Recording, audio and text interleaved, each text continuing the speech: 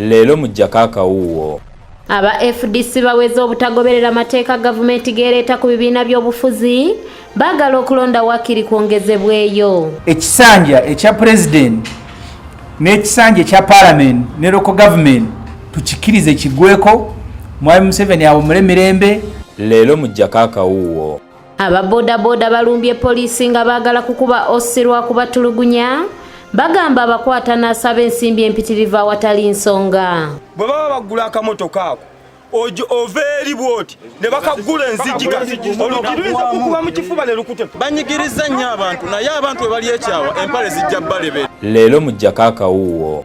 Abavubuka ebuyikwe b'ekyaye ne bakubagana kibooko nga beetondera ekyalo babadde beenenya olw'okulonda omubaka atayambye ekitundu. N'abavubuka abali eyo mbakubira omulanga nti mulekerawo bano abantu bakozesa twagala batukuba embooko ng'ensi yonna eraba ekibi kituve ku mutima.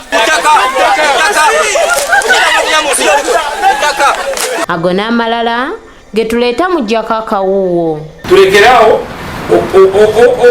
okwonoona emirimu gy'ebitongole bya gavumenti.